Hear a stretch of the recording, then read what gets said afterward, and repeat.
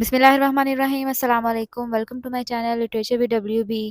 और आज से हम एजुकेशनल साइकोलॉजी की सीरीज़ को स्टार्ट कर रहे हैं जिसका लेक्चर नंबर 1 है। तो चलिए शुरू करते हैं। आज की वीडियो में हम लोग पढ़ेंगे, सबसे पहले हम लोग देखेंगे व्हाट इज़ साइकोलॉजी, उसके बाद डिफरेंट डेफिनेशंस देखेंगे साइकोलॉजी की, और उसके बाद हम लोग एट द एंड देखेंगे relationship between psychology and education. तो चलिए इसको शुरू करते हैं। साइकोलॉजी जो है ये लफ्ज़ जो है ये निकला है दो ग्रीक वर्ड्स साइकी और लोगोस से। साइकी का मतलब होता है सोल और लोगोस का मतलब होता है साइंस। तो अगर इन दोनों को मिलाया जाए तो हम लोग को जो हमें पहली डेफिनेशन मिलती है साइकोलॉजी की वो है साइंस ऑफ सोल। इसको मज़ीद आगे एलेबोरेट करते हैं कि psychology as a science of soul क्या है। एंशियंट डेज में यानी कि जो ग्रीक फिलोसोफर्स थे लाइक प्लेटो और अरिस्टोटल ने, उन्होंने जब इंटरप्रेट किया साइकोलॉजी को as a science of soul, तो उन्होंने it is a branch of philosophy, उन्होंने इसको फिलोसफी की ब्रांच एक कंसिडर किया। लेकिन जो सोल है वो तो मेटाफिजिकल होती है, वो उसके उसकी कोई बॉडी नहीं होती, हम उसको देख नहीं सकते, हम उसको ऑब्जर्व नहीं कर सकते, ना तो हम उसको टच कर सकते हैं। तो ये कोई सेंस नहीं बनती, ठीक है, और ना ही हम लोग कोई साइंटिफिक एक्सपेरिमेंट्स कर सकते हैं सोल पे। तो उसके बाद जो नेक्स्ट डेफिनेशन निकली वो क्या निकली कि psychology as a science of mind. तो ये क्या था, ये एक जर्मन फिलोसोफर थे कैंट, उन्होंने ये डेफिनेशन दी साइकोलॉजी की कि psychology as a science of mind. William James ने डेफिनेशन दी साइकोलॉजी की कि psychology as a science of mental process, इन्होंने भी मेंटल प्रोसेस से उसको कंसिडर किया। लेकिन ये जो वर्ड माइंड है वो भी एक एम्बिगुअस मतलब देता था, एक कन्फ्यूजन जो थी वो हम लोग को क्रिएट करता था कि regarding the nature and functions, ठीक है। तो उसके बाद हमारे पास जो डेफिनेशन आती है उसके बाद जो दी गई वो दी गई psychology as a science of consciousness, ठीक है। तो मॉडर्न साइकोलॉजिस्ट जो थे वो क्या कहते थे, डेफिनेशन किस तरह साइकोलॉजी की करते थे कि साइंस ऑफ कॉन्शियसनेस। जेम्स सॉले की अगर हम लोग बात करें, उन्होंने साइकोलॉजी की जो डेफिनेशन जो दी हमें उसके मुताबिक science of the inner world, ठीक है, यानी कि जो अंदर की दुनिया है ना, अंदर की दुनिया, उसको नाम दिया साइकोलॉजी का। उसके बाद विलियम वांट ने जो हम लोग को साइकोलॉजी की डेफिनेशन दी, उनके मुताबिक ये था कि psychology as a science which studies the internal experience, ठीक है, इन्होंने भी इंटरनल एक्सपीरियंसेस का नाम दिया साइकोलॉजी को। लेकिन कॉन्शियसनेस के भी 3 लेवल होते हैं, एक होता है कॉन्शियस, एक होता है सब कॉन्शियस और एक होता है अनकॉन्शियस, ठीक है। जिसकी वजह से ये डेफिनेशन भी एक्सेप्ट जो थी वो कई लोगों ने कि नहीं एक्सेप्ट की। उसके बाद psychology as a science of behaviour, ये डेफिनेशन जो है यही अब डेफिनेशन मानी जाती है साइकोलॉजी की कि psychology as a science of behaviour.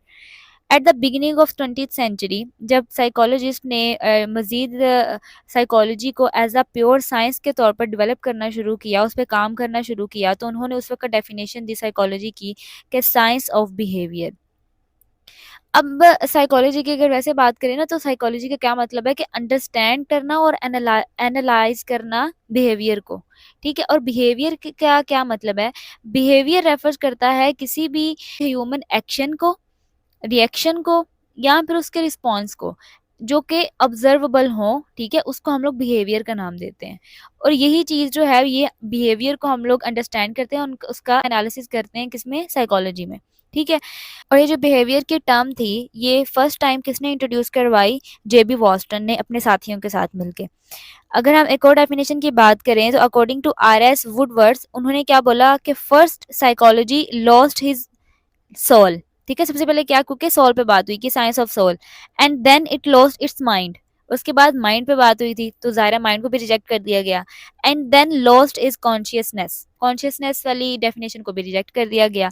और उसके बाद उसने बोला कि it still has behaviour of a sort, ठीक है। अब क्योंकि बिहेवियर वाली डेफिनेशन थी उसको एक्सेप्ट किया गया, तो इसलिए ये इन्होंने इसकी डेफिनेशन दी। उसके बाद हम लोग साइकोलॉजी की डिफरेंट डेफिनेशंस को देखते हैं कि अकॉर्डिंग टू BF स्किनर, उन्होंने साइकोलॉजी की डेफिनेशन किस तरह से दी कि psychology is a science of behaviour and experiences, ठीक है। बिहेवियर और एक्सपीरियंसेस की जो स्टडी है उसको हम लोग साइकोलॉजी कहते हैं।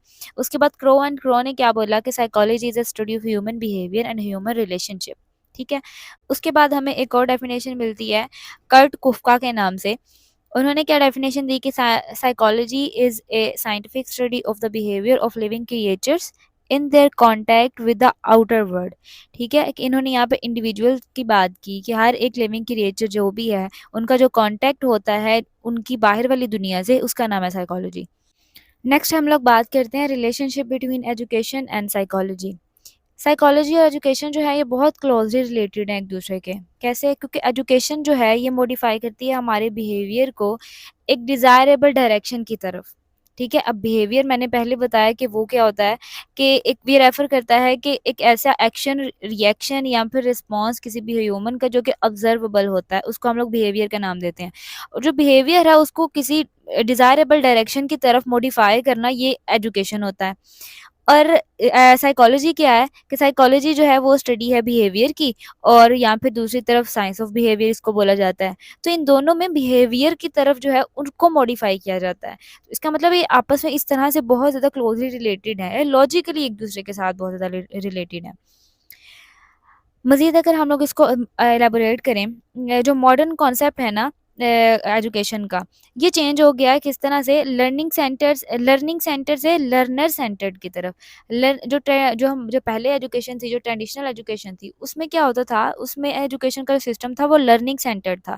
लर्निंग सेंटर से क्या मुराद है कि उसमें टीचर्स ये स्टूडेंट को बताते थे कि उनको क्या सीखना चाहिए। ठीक है, what student should be taught. ठीक है, स्टूडेंट्स को क्या सीखना चाहिए। ठीक है, अपने हिसाब से वो करिकुलम को सेट करते थे। लेकिन अब का जो हमारा एजुकेशन सिस्टम है वो हो गया है लर्नर सेंटर्ड। लर्नर सेंटर्स में क्या होता है कि स्टूडेंट्स की कैपेसिटी को देखा जाता है, उनकी कैपेबिलिटी को देखा जाता है कि स्टूडेंट क्या कर सकता है। क्योंकि कुछ बच्चों की कैपेबिलिटी ज़्यादा होती है, कुछ लोगों की कम होती है। ठीक है, कुछ लोग ज़्यादा सीख लेते हैं, कुछ लोग कम सीखते हैं। तो इस हिसाब से, क्योंकि अब इसलिए लर्नर सेंटर्ड है कि हर एक बच्चा अपनी अपनी according to his needs and interest और उसकी कैपेसिटी के मुताबिक ही वो सीखेगा। ठीक है, तो इसलिए ये लर्नर सेंटर्ड हो गया। इसके कुछ प्रिंसिपल्स हैं एजुकेशन और साइकोलॉजी को किस तरह से रिलेट करना है, तो वो हम आगे जाके देखते हैं। The objective of education different stages has a psychological base. जो ऑब्जेक्टिव है ना एजुकेशन के डिफरेंट स्टेजेस पे, वो साइकोलॉजिकल बेस होने चाहिए। उसके बाद जो करिकुलम है वो डिफरेंट स्टेजेस पे उनकी एज के हिसाब से होना चाहिए, उनकी एबिलिटी और उनकी कैपेसिटीज के हिसाब से होना चाहिए कि जो भी लर्नर है वो क्या सीख सकता है। ये भी साइकोलॉजिकल प्रिंसिपल पे बेस होना चाहिए। उसके बाद जो टीचर है उसको भी इस चीज़ के लिए एक सूटेबल मेथड ऑफ टीचिंग को इख्तियार करना चाहिए, जिसमें को मोटिवेशनल टेक्निक्स हों। ठीक है, और साथ ही साथ वो उसमें कंट्रीब्यूशन हो एजुकेशनल साइकोलॉजी की भी। उसके अलावा अगर बच्चों को कोई प्रॉब्लम आ रही है तो उसको चाहिए, टीचर को क्या चाहिए कि वो उसके लिए रिसर्च करे और उसके बाद बच्चों को उसका सलूशन दे। उसके बाद जो preparation of school time table, ये भी साइकोलॉजिकल बेस होना चाहिए। उसके बाद जो नेक्स्ट प्रिंसिपल है वो ये आता है कि जो स्कूल की एडमिनिस्ट्रेशन है और ऑर्गेनाइजेशन है उनको भी साइकोलॉजी का नॉलेज होना चाहिए। साइकोलॉजी का नॉलेज अगर होगा तो टीचर को और जो भी एडमिनिस्ट्रेशन है, वहाँ की ऑर्गेनाइजेशन है, उसको ये पता चल जाएगा कि स्टूडेंट्स की कैपेबिलिटी क्या है, क्योंकि ये मेंटल प्रोसेस को जानने में मदद करती है। साइकोलॉजी का जो नॉलेज है कि स्टूडेंट की जो कैपेबिलिटी है वो क्या, उसकी कैपेसिटी कितनी है, वो कितना सीख सकता है। ठीक है, तो अगर किसी भी टीचर के पास या वहाँ की ऑर्गेनाइजेशन के पास साइकोलॉजी का एक नॉलेज होगा तो उसके उनके लिए बहुत ज़्यादा आसान हो जाएगा किसी भी स्टूडेंट की कैपेसिटी को जज करना कि स्टूडेंट के पास कितनी कैपेसिटी है। जो एजुकेशनल साइकोलॉजी है वो प्रोवाइड करती है knowledge about the mental health of the teacher.